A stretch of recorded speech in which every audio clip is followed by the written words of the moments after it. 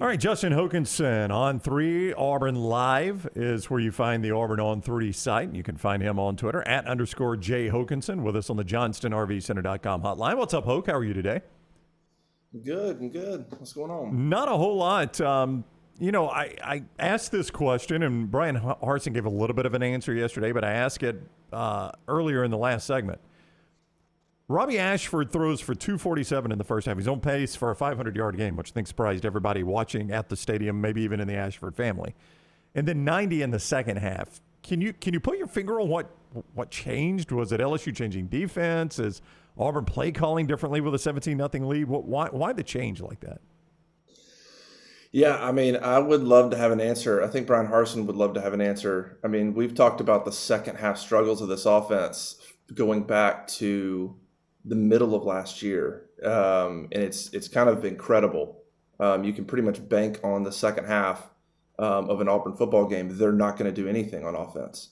I would point to the big plays that happened in the first half and really early in the game. I don't know if they were LSU miscues or just kind of fluky type plays, but some of those big plays that were happening were scrambles, were breakdowns of plays.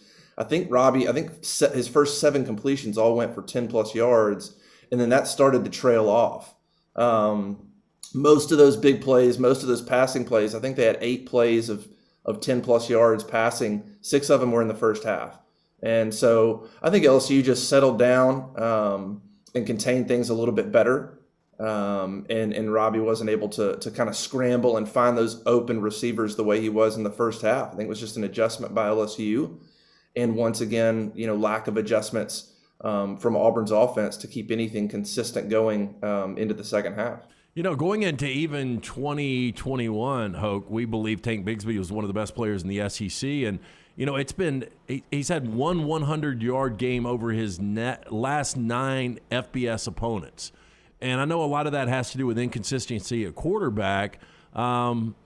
But it's like he's got to get more touches. I don't know. I mean, he's just too good of a player to waste right now. Yeah, what was that, the South Carolina game last year?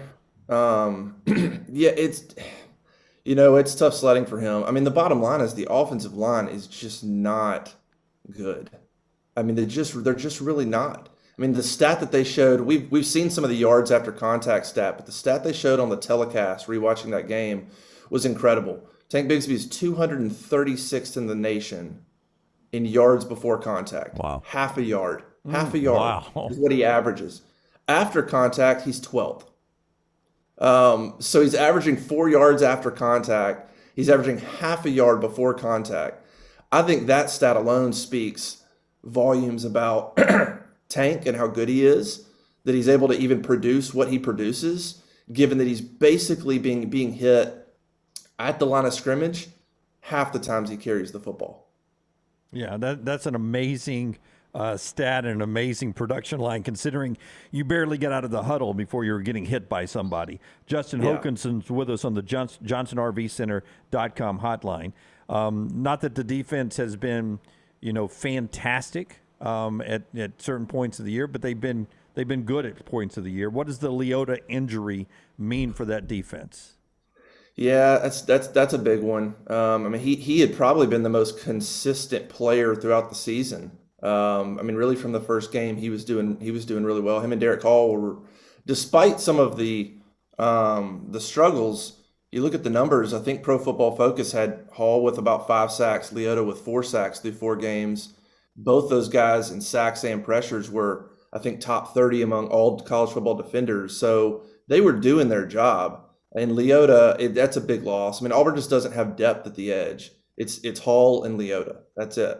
And you lose Leota in his ability to pressure the quarterback. Marcus Bragg, that transferred from Western Kentucky, is playing okay. He's getting better. He's decent at the point of attack, but he doesn't have the speed that Leota does. And so we saw yesterday, actually, on the depth chart, a little bit of rearranging on the defensive line where they may go Jason Jones, Marcus Harris, Colby Wooden at defensive end.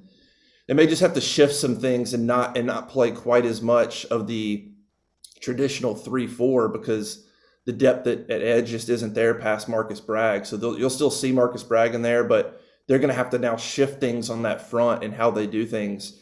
And Leota, I mean, he's just a pressure guy and a sack guy and a tackle for a loss guy that Auburn doesn't have many of them. So it's a big loss. I mean, for a defense that was already doing the best they could and playing well the last 2 games, that's a big factor. It puts a ton of pressure on Derek Hall now.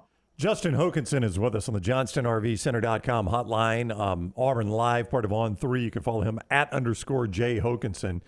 And listen, I'm about to ask you about a topic I know you're probably tired of talking about, but it's what everybody talks about, and that's Bryan Harsin's job security. And I preface this by saying I'm not saying he should be fired right now, but we are in a world where Paul Chryst is getting fired, and I didn't even know he started the season on the hot seat, to be honest with you, Hoke. What do you think Auburn is waiting on here? Again, not saying they should be doing it, but they obviously want to. So what do you think they're waiting on here? Oh boy, that's kind of a loaded question. Because I think there's just a lot of factors. I mean, you don't have an AD, so you need to at least decide on an AD before you search for a new coach. Do you want to do that before you fire Bryan Harsin? Do you at least want to have that settled internally before you let Bryan Harsin go? The players like Bryan Harsin. There's not. I mean, most of the players are playing hard for him, so it's not yet an issue of the team, toxic internal culture that they're giving up. That's not happening. When you talk to a lot of the players and the leaders on the team. Yeah, I mean, so then you look at maybe who the candidates are behind the scenes. I don't know that it matters if they fire him now or later. I'm not sure that that's necessarily going to matter. The money's not a big difference. If they fire him now versus at the end of the year, I think it's a $600,000 difference. I mean, that's not, when you're talking about $15 million, it's not that big of a deal. So, and then what's your plan? If you fire him in the bye week, who do you name interim? Will they take it? Is everything in line to try to keep things going the best you can to help these players have somewhat of a season? I don't know. There's a lot to consider. I would think if it just gets too negative, if they go get blown out by Georgia and they get blown out by Ole Miss, if it just gets to the point where it's so negative among fans and boosters and everybody that they're just tired of hearing it, maybe they make a change. I think they're trying to get him out. I think they keep trying to kind of offer him probably behind the scenes some lower buyouts, hoping maybe he'll just say, fine, I'm out. But he's not going to take that stuff. We already know that. He's not doing it. So I don't know. They're just kind of playing games right now in terms of when they should do it. So bye week still seems logical in some areas, but if it didn't happen, that wouldn't completely shock me, honestly. You think if Robbie Ashford is healthy, he's the starting quarterback remainder of the season? He's got to be. But what do I mean? The way this offense has gone and some of the decisions, I don't know. But he's got to be. I mean, you saw for the first few weeks, despite Robbie's struggles, he's not super accurate. He's up and down. His creativity is the only chance this offense really has. I mean, they don't score the points they do or have the yards they do if he doesn't roll out of the pocket, scramble, and make a couple of those big plays that TJ can't do. TJ's not athletic. So he to me, he's got to be. You roll with him. You let him get better. He's the only quarterback so far that's played a full game by himself.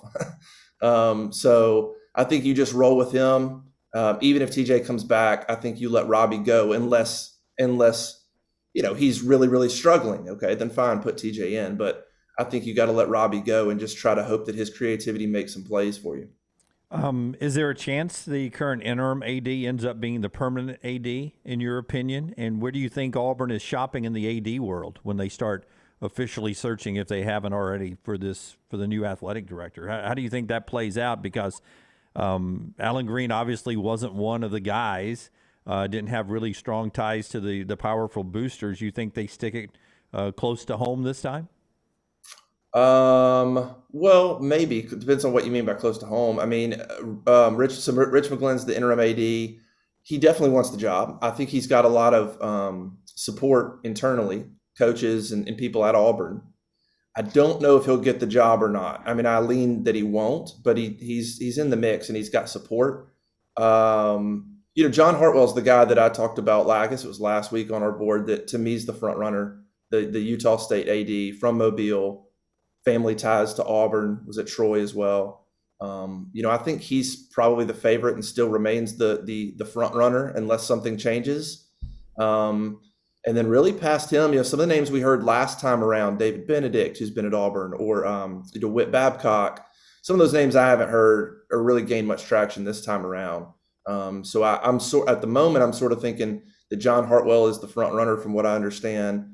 Rich McGlynn's in the mix, would like to get the job. I think they're talking to or have at least done some due diligence on Mitch Barnhart at Kentucky, but not sure that he'll be the hire. So it's possible that Rich McGlynn could get the job. I think he would get the support of a lot of people, but I'm not sure that's where they're leaning at the moment. I should have followed up in the moment with this, but I want to go back to something dovetailing off that you said a moment ago when you said you think maybe in the bye week something could happen, but then it could extend beyond that. What extends it beyond the bye week for Bryan Harsin? I don't know. You're covering all your bases is what you're doing here because you I'm never covering know. all my bases. No, Exactly. there's nothing wrong with that, Hope, because you don't. I mean, nobody knows, right? Listen, I apologize for Brown putting you in such an uncomfortable situation. I like to ask the tough questions. Yeah.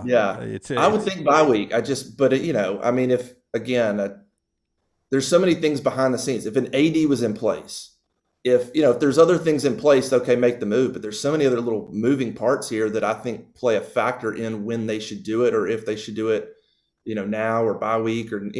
But the bye week just makes a ton of sense. If you're going to do it and you don't want to wait till December, you got to do it then and give them time. They also have a home game coming off the bye week, so you basically are talking about bye week leading into Arkansas. 2.5 weeks you're at home after that decision, basically. If you made it. Yeah. Okay. Anything else you want to ask him? How the marriage is going? All debts paid up? You got a political view you want to talk about Hokanson this morning? I'll pass. Yeah, you have another guest for that, I think. Yeah. I just from the panel, I just want to thank you for your time, man, for getting up early with us, being on for free, and joining us on the show, man. Just thank you. Thank you so much. I'm sorry Brown has crushed your friendship. It's one of those days with Dunaway. Yeah. You've lived through them. You know these. Yeah, just crushed. Y'all have been friends a long time. He's cutting you off at the knees here. You might as well be a Georgia defensive lineman, and he's chop blocking you here, trying to end your season. Go follow Hoke on Twitter @_J Hokanson. Yes, do that. Read him at On3 Sports. Auburn Live is the On3 site there. And support Hoke's work. Thank you for the time, Justin. Always great talking with you. See you. Thank you. All right, buddy. Take care. Justin Hokanson with us on the JohnstonRVCenter.com hotline.